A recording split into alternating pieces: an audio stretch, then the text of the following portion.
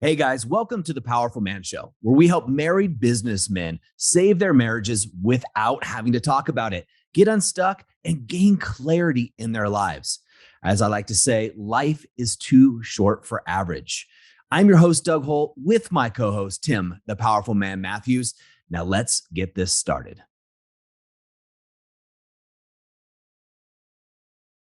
Hello, everyone, and welcome to another episode of the Powerful Man Show. I am your host, Tim Matthews, with myself.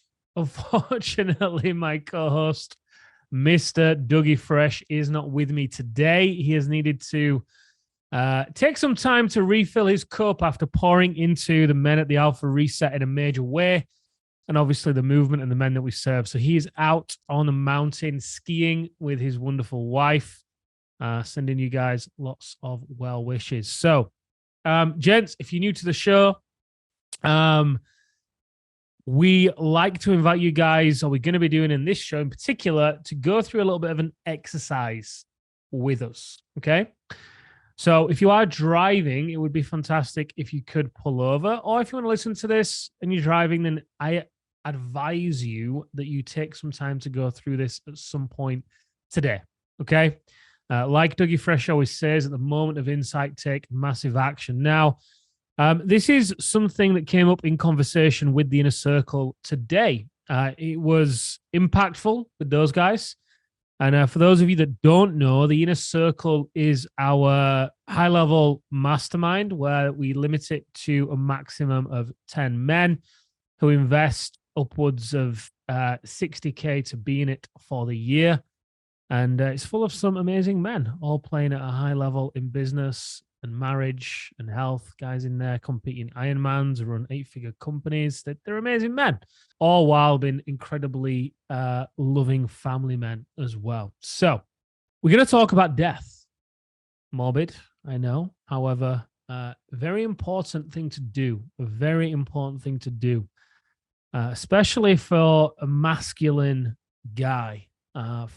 For you to contemplate your mortality. So I'm going to take you through a process. I'm going to start in a moment. So if you need to pause this, go ahead and do so. I want you to get yourself in a position where you have your pen, you have a journal, and ideally you would be listening to this with headphones on and get in a comfortable seated position. Now, if you do just need to pull over in your car, that's fine. That will work. Otherwise, hit play when you are ready to go. Okay, so I am assuming that you are ready. So what I'd like you to do, okay. I want you to take some nice, deep breaths in through your nose, okay? Go ahead, fill your belly, fill your rib cage, fill your chest. Taking nice, deep breaths in through your nose and let the breath just kind of fall out of your mouth.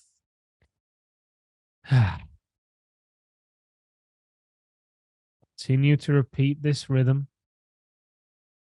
As you're doing this, sitting nice and tall, with your back nice and straight, your chest nice and high.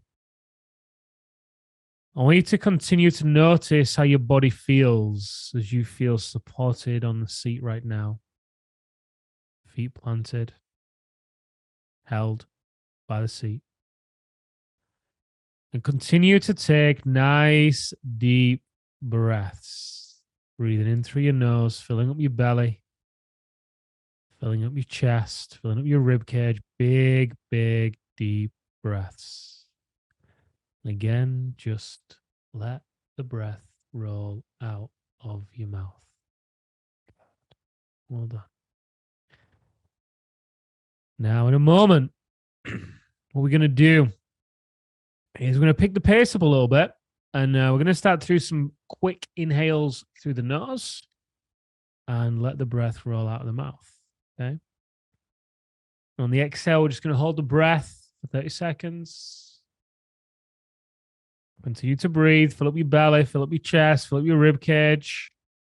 Exhale. Now let's pick it up a bit. Big, fast breaths in through your nose and let the breath fall out of your mouth. Good. Well done. So you're going to do about 10 of these breaths, kind of like Wim Hof style. And then on the final one, just hold the exhale. I've got a stopwatch. I will start it now. Good. Obviously, if you do need to breathe at this point, then go ahead and breathe. Nice. Okay. 10 more seconds. Just notice how your body feels. Good.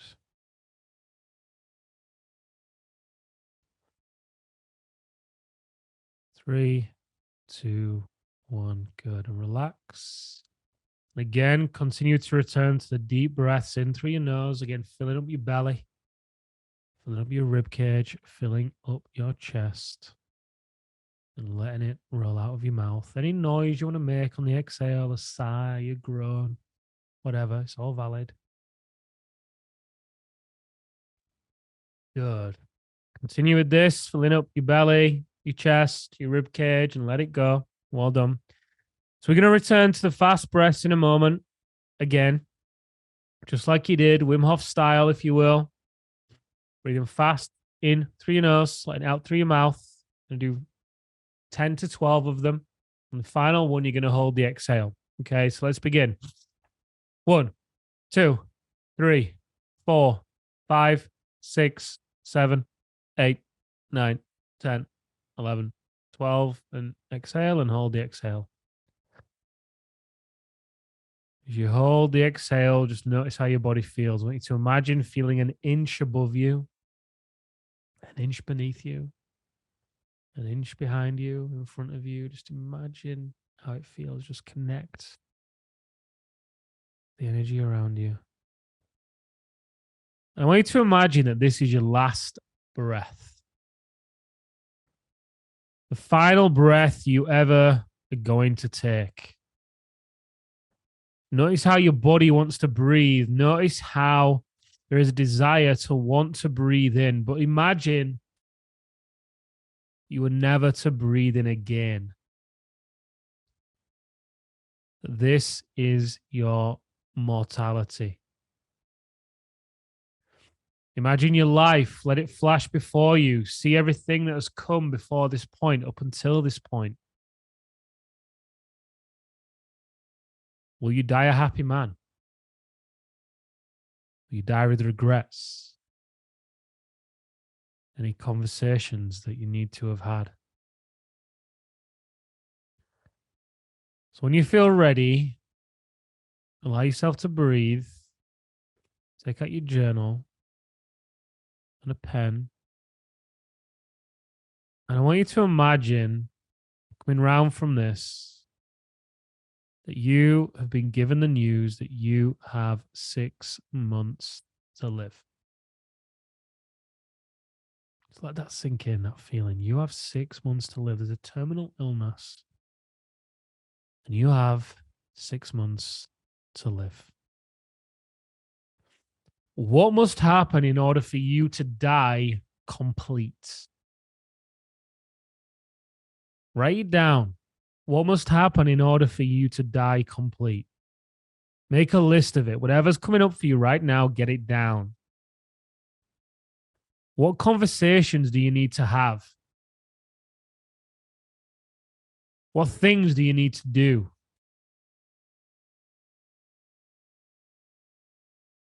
What wrongs do you want to right? What stories are you no longer going to buy into? Now that you only have 6 months to live, what stories have been holding you back throughout the past decades, robbing you of those magic moments in your life, those moments of joy?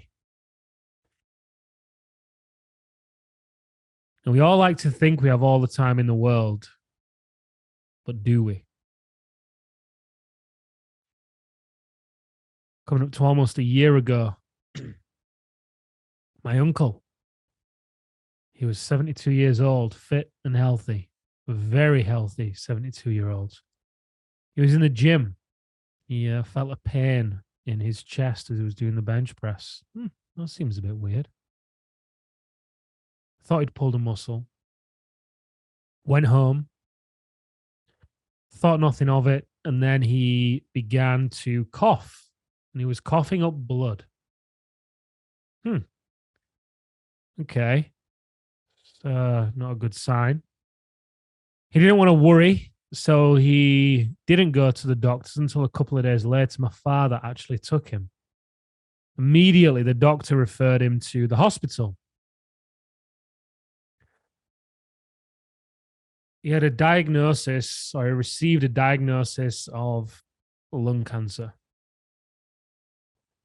From diagnosis to death, it was about 8 weeks. This came out of nowhere, and I'm sure you've got stories of this.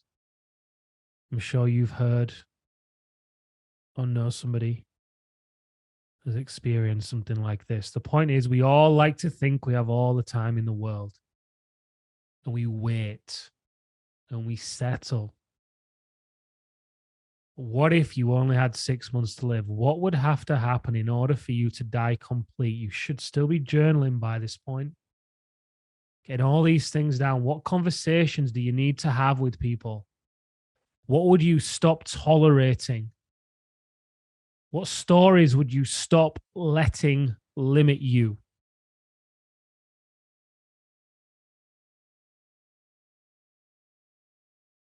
How would you live? What would you do? What memories would you create? Now, as I took the inner circle through this exercise earlier, they shared some amazing things. Again, you got to remember these are guys who are running significant companies. Some of these companies you may have even heard of. And a recurring theme that came up for them,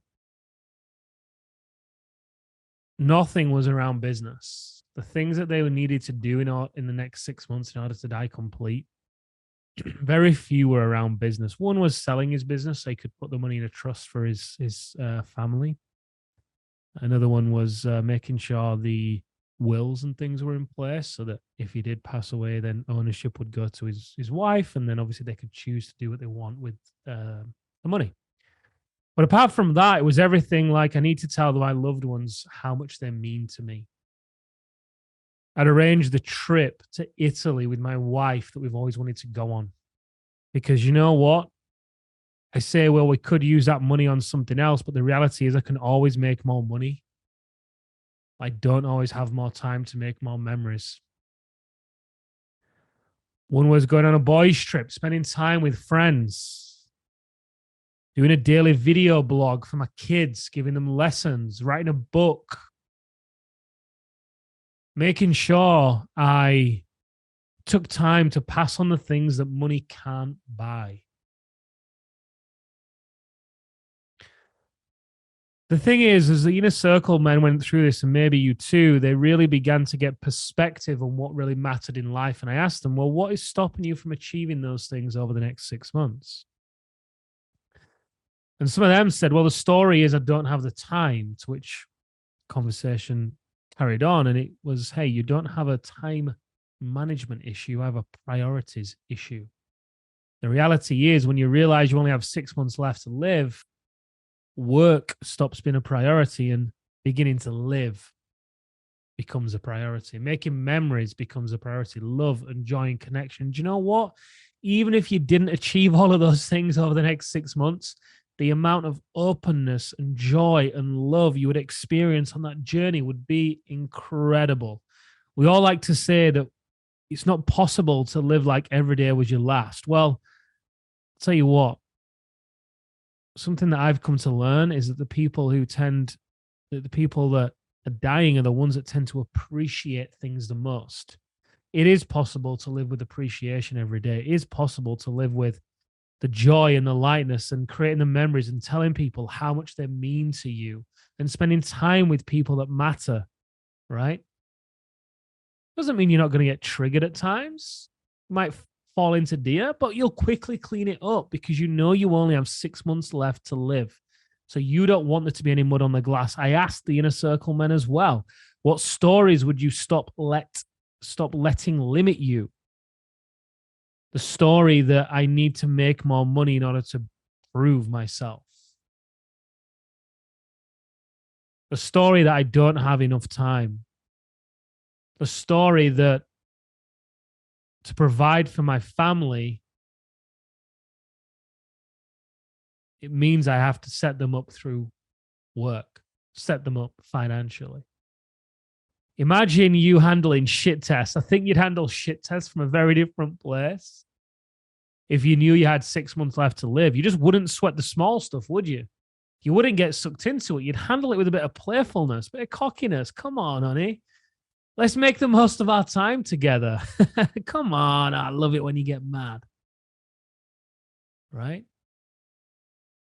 And this is one of the ways the men in the movement learn to master work-life balance as a married business owner. They remind themselves regularly of what matters to them, of how we organize the 5 territories.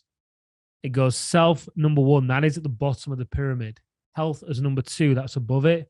Relationships, number 3. Wealth, and then business.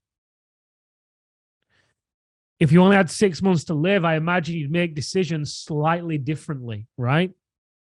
You'd probably be a little bit more decisive. You'll probably sweat the detail a lot less. You'll probably let go a bit more. You'd probably have fun, smile, laugh, not take things so seriously. So I'm curious, if you are part of the free Facebook community in the Powerful Man group, I'd love you to go over there, tag me in, take a picture of what you've written down, tag me in it.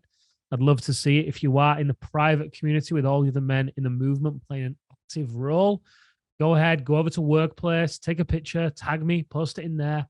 I would love to see it. This is a very powerful exercise. If you wanted to take this a step further, you could always write your own eulogy. Asking yourself questions. Did my life serve as a warning or an example? What lessons did I pass on, or what did I pass on that money can't buy? Writing your eulogy is also a powerful act. But either way, whatever, if this exercise resonates with you, I strongly recommend, like Dougie Fresh says, at the moment of insight, take massive action. So that is all for another episode of the Powerful Man Show. I appreciate you being here with me today. If this is your first time joining us, thank you. And until next time, we'll see you again on the Powerful Man Show. All right, guys, that's a wrap for this episode. But as I always say, in the moment of insight, take massive action. You see, there are 2 types of men that listen to a podcast like this.